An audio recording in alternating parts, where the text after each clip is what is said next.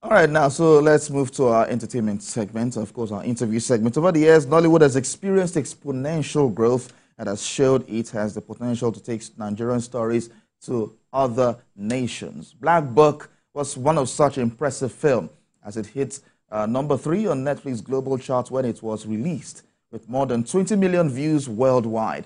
The film made just about $1 million, which is actually a huge sum for a Nigerian movie. It garnered 5.6 million views just 48 hours after its September 2022 release on the platform, and was watched by more than 20 million people in its opening week, breaking Netflix's top 10 list in more than 69 countries. The film's success raised the bar for Nigerian movies, which has proven a driving force for Netflix and other streaming services as they look to expand across Africa and to export African cinema worldwide.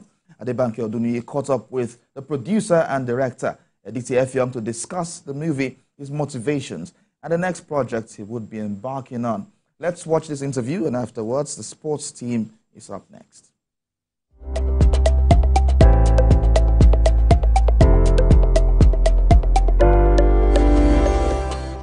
You're still watching the Saturday Breakfast Show. I am Adebanke Oduniyi, and today I'm speaking with someone I am particularly very excited to be meeting. I'm speaking about Editi Effiong. He is the producer and director of The Black Book, a very successful Nigerian movie on Netflix. Thank you very much for joining me. I would like to know Editi Effiong beyond the producer and the director. I generally describe myself as entrepreneur working in technology, advertising, and film. Dad, writer, traveler. I think that's a short version of my entire life. I always thought that if I became anything in life, being a dad is the most important one of them. And if you ask me, my most important achievement this year, it was helping my son learn how to ride a bicycle.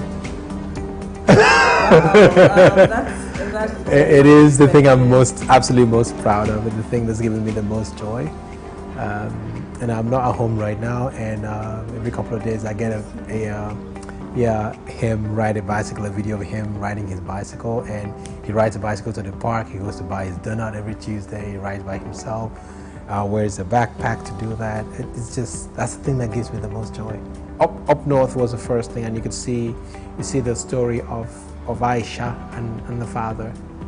There was that. There's always, and then of course there's Adeswa's character and her father, and of course Basi's character and his father. What inspires you as a filmmaker? But then when you look at The Black Book, it's also a story of fathers, opposites.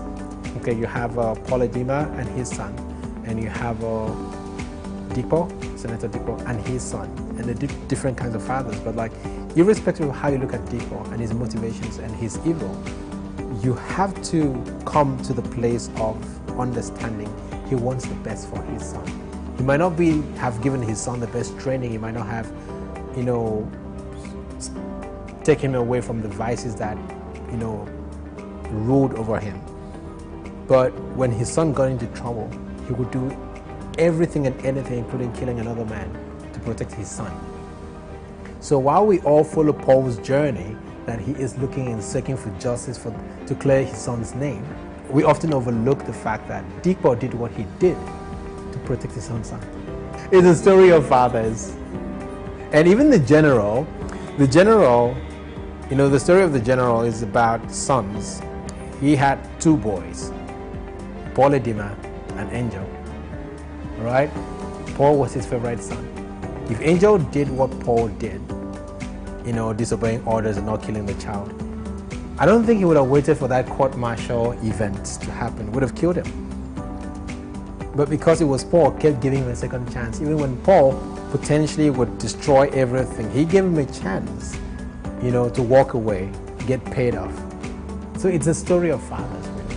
There's that undercurrent, of fatherhood in the entire story. Yeah. But I mean, now I know what inspires you as a filmmaker. That was his dad, right? It's not the only thing, but it's a very important factor. It's a very important thing. I do think that I want my child to grow up and be proud of me. He has a musician credits in the film. Yes, he's an EP mini, you know, and it's probably the last time I'm ever going to have a film where he's not an executive producer, because he didn't take that kindly, because he worked, he made sure he earned his credits. Yes, there's nepotism, because I don't think that he would have been in a place where he would compose music for the film if he was my son. But then, what is life if you cannot give your child an opportunity to do things that he loves? And he went out and created music on his own, by himself, without any assistance from me. And if it wasn't good enough, he wouldn't have been in the film. He's 11 now. Okay, that sounds super awesome. Your new movie, The Black Book, is a monumental success on Netflix. It has been #1 for, I think from the day that it was published, that is on 22nd of September. What inspired the movie, and can you tell us a little bit of the journey from the paper to screen? Like short version or long version? Short version. It's been a 4-year journey, I think.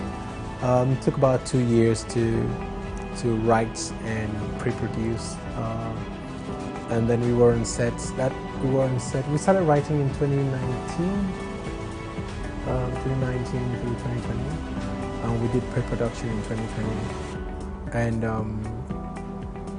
so we started shooting in January of 2021, and principal photography was done almost 4 months later, April. Then we did a pickup, 2 weeks of pickup, October, November 2021. Then we moved to edits. We moved to London for edits. It took quite a bit to get the final film out from edits. And then we went into post-production. So I was like, shuttling London and later on shuttling Glasgow, because the post-production house was there. Yeah, it was quite a process. And then after the film was acquired by Netflix, there's a very rigorous delivery process that we also had to go through, going back to post-production to ensure that QC was met, and then delivering the film. So it's a journey of gratitude, honestly, because at every step of the way we had great people who did so much great work to get the film to where it is.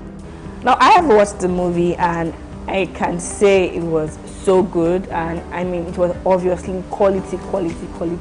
And we all know that quality is expensive. I would like to know, how did you secure the finances to fund this movie from paper to screen? I don't like the word expensive. I think that the film required a certain amount of financing to get where it is, and we were lucky to get the finance. Previous, in a different life, I worked in tech. No, it's not a previous life. I work in technology. I work in advertising, and over the last 20 years, I've worked with different people, and most of the tech founders today were my friends before they were tech founders. And we worked in different capacities. For example, one of my investors, we worked together at Access Bank. My agency helped roll out tech products for him. We consulted on product design with a couple of other startups, and some of the founders who were investors in the Black Book, I gave them their first jobs, at the agency. So it's that like friendship. It was a family and friends type round where I had my friends come in. But obviously, before you get your friends to come in and invest in an idea, in a story, having also never directed a feature before, you have to put money on the table. You have to lead the round. You have to be the biggest investor, because skin in the game is very important. And so a couple of times, twice actually, we had run out of budget. We exceeded our budget because we had a COVID outbreak that opened a 2-week hole in our budget. And obviously, that's about 20% of your budget gone. and so he had to raise an additional round, and I had to raise that by myself. And then by the time we were going to Kaduna to shoot, we had to raise a bit more money, and a couple of investors came in as well to join me to just reinvest in the picture. Again, it's a journey of gratitude, because it's very easy to look at the difficulties and not appreciate, all the help that we received in that process. There were people who had to who believed in the story enough, or in me as a person enough, to put their money into this. We raised just north of $1 million for the picture, and we look at it and we realize that, okay, we always talk about financing in Nollywood, but it is true. If Nollywood does get the right financing, we can make great stories that are world class, that can become #1 in the world. It's not a thing that we dream anymore. It has already happened. So you had a very star-studded show. R&D, Shafi Bello, Adelaoye, they were awesome and they were good. But then again, the Nigerian film industry is filled with talent. What informed your choice of actors for this movie? I wrote the story for R&D. I've watched R&D since I was a child, man. If anyone could be Paul Edima, it was him. He was my #1 and only choice. And so I wrote to his strengths. I mean, he already had the look, the build, and we only just needed to get him in conditioned. And he gave his all, absolutely everything, to the role. He had to get in the gym, he had to diet, he had to get training for weapons and tactical fight training, stunt training, so that was one. I met him and he saw the project. It was like his him. He was there, and I did a lot of casting with Lala Akindoju, and we had a happy list of people. I remember I sent the scripts to Shafi Bello. She had worked with me on Fishbone, and I was like, my next project, you have to choose your role. But of course, I already wrote Big Daddy for her. She was the one I wanted for Big Daddy. But I sent her the role, as the script, and said, remember when I said you have to choose your role? Here, knock yourself out. And so we had a call on a Saturday morning, and after she had read the script, and she said, I like that lady, Big Daddy. I'm like, okay, all right, you can take Big Daddy. And then a couple of weeks later, I was like, I already wrote Big Daddy for you. So the one that really did shock me that we got was Taiwo Ajayi license. Jesus Christ. When Lala told me we got her, I was like, no, we haven't. So it was like he had this little shopping list, and one after the other we were just ticking them off. Alex Sifo, I met the daughter on Twitter. Please beg your daddy. And she connected us, and he was happy to do the general. I met Femi Branch here, and we had a screening for Fishbone, and he was like, I'd like to work with you. So I wanted him to do the young general, but we met for the first time in Kaduna, and because we had to have General Isa do his performances so he can look at the performance, the character, and basically model himself after that. So he didn't have to create his own character by himself. He had to be a younger version. So we had to have shots, a couple of scenes, so he would look at it, also speak like that character. So there was that. It was a fun process. And then of course the hardest role to cast for was Dami. With Adelaoye, I just knew it was Adelaoye. I just knew it was her. It was her. No, she is a good actress. She is amazing, fantastic, a generational talent actually. So it was going to be a role that was very hard to execute. It's easier to play a villain. It's easier to play a hero.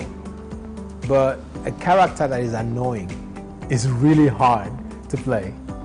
And her character, she had to annoy the audience. I believe that films should make people feel. You have to feel emotions. You have to feel sad, happy, annoyed, whatever. And coming through the entire character list, she's the one character people want to get into the TV and bring out and beat. She did nothing wrong, the entire thing, but people want to drag her and beat her.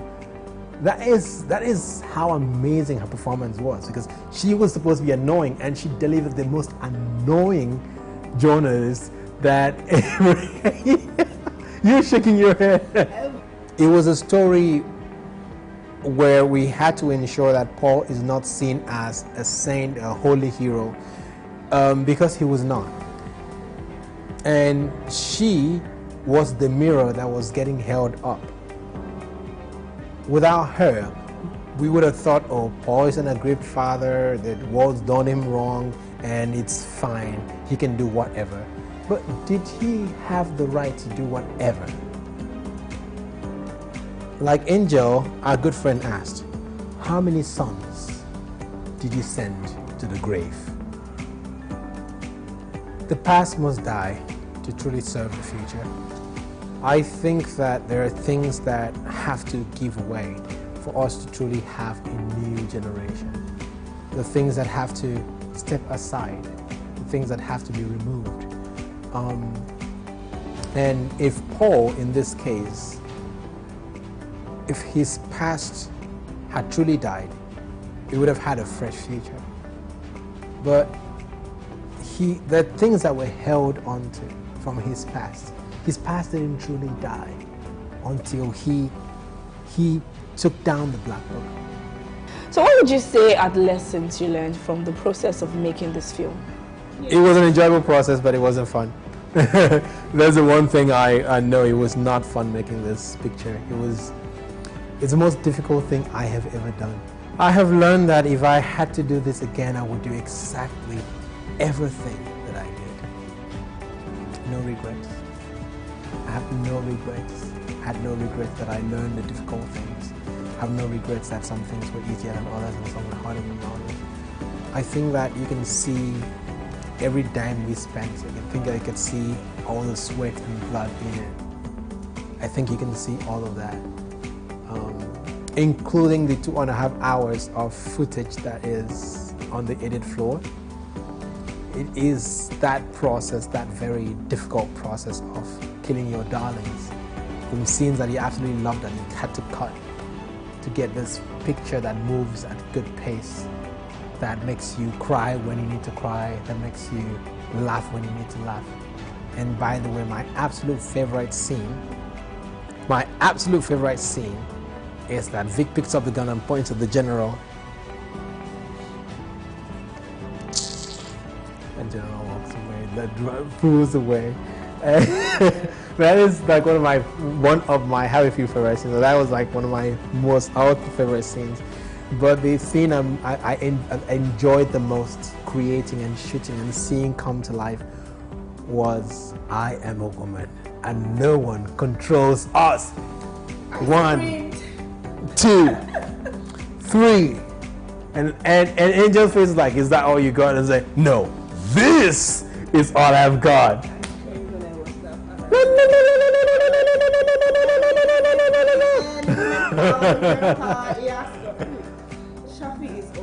Yeah, she is amazing. She is amazing. It's not news that every movie has a message, and Black Book definitely has its own themes. But the Nigeria of today has a lot of problems. So what lesson do you think the Black Book teaches Nigeria and Nigerians of today that can help it become a better nation? I mean, the world has seen this film, so I don't think the lessons are for Nigeria alone. But I'm not a preacher. Paul Edima is. And so I would refer you to the words of Paul Edima. Silence is the enemy. Although that is originally Chisimchuku, Vic's mom. But silence is the enemy. For every time that we stay silent in the face of oppression, in the face of injustice, we become the enemy of the future we are trying to create. Now let's move on to Nollywood and the Nigerian film industry.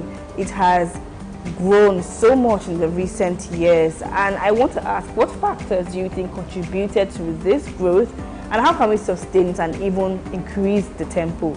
I am here today on the back and shoulders of the people who were there before me. I've said it over and over. I'm a Nollywood filmmaker. I'm a product of Nollywood. But before me, there were people.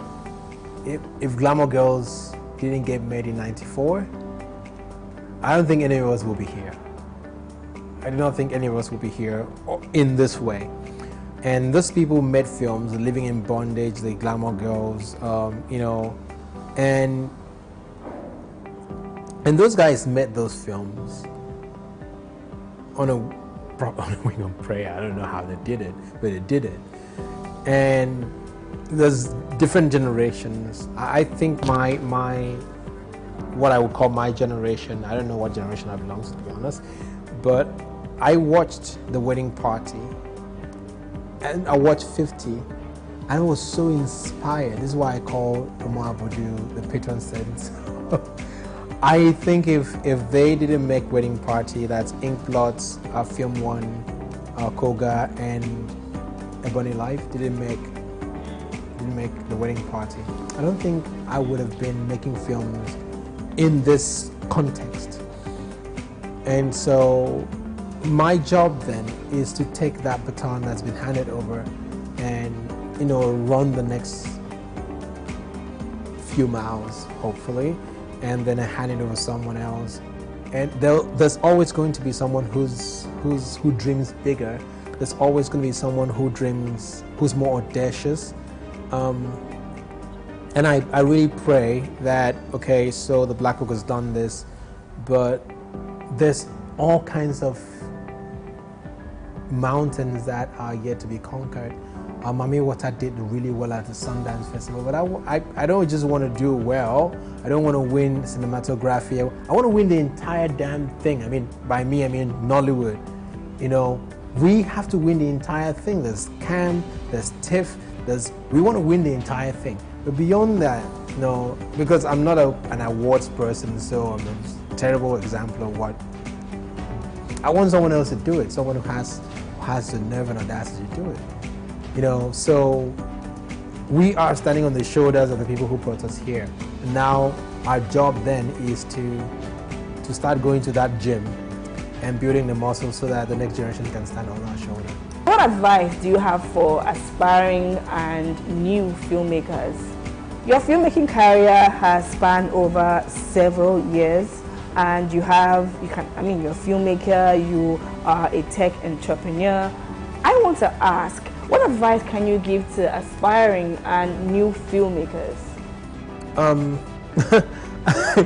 First of all, this is my first feature film, so I'm still an upcoming artist, man. It took a lot of grit to make this film. That's the most important thing. That's the thing that kept me alive. It's grit. It's just knowing that this is hard, but then I always reminded myself that in 4 months, you're not going to remember how hard this thing was. Not in detail. You're going to feel this way. You're not going to feel this way. You're going to feel differently. And so you have to do what is in front of you in that moment, get out of the way, and every day you wake up and keep going, you know, because you wouldn't remember how hard it was. But if you give up, however hard it is, you cannot give up. If you give up, look what we have done. Imagine what we could have given up. So it's that never giving up, whatever happens, just keep going. There always is going to be a way. You would find a way. But if you're not buying that lottery ticket, you can't win. Buy the ticket, stand in line. That is the job, stand in line. You may not win today, but eventually they're going to call your number. And what if you left the line when eventually they'll call your number? So that is the thing I remind myself, because again, it's my first time, there'll be another time. And so I have to remind myself that this is what I have to do. It's been a really hard couple of weeks for me. You know, marketing a film and trying to stretch yourself across on a global platform, you know, it's tough. It takes a lot of energy, it takes a lot of grit. and even after the film has got to where it's gotten to, I'm having to take interviews. I hate interviews.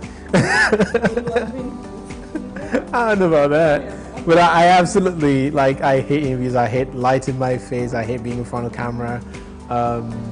Yeah, I want to be behind the camera, you know, and having to do this every day, and I wake up early, I sleep late every day. It's like making the film all over again. But I have to remind myself that you get one shot to do this. So you do what you have to do, because I have a duty to the industry to represent it well. And for my final question, what is next for Editi Effiong? What's next? I'm in a script workshop at the moment. This is only over. And I can't wait for it to be over so I get back to work. We're already back at work. I just came out of a conversation with an actor for our next picture, so yeah, back to work. Thank you very much, Editi, for joining me to have this conversation about the Black Book, and congratulations on the success. Thank you very much. Yeah, and that is the conversation with Mr. Effiong. I hope you learned a lot, and I hope that you enjoyed it. Have you watched the Black Book? I have, and it was so good. I advise you to watch it if you haven't. And if you have, you can watch it again. There is no shame in enjoying it so much that you have to watch it again.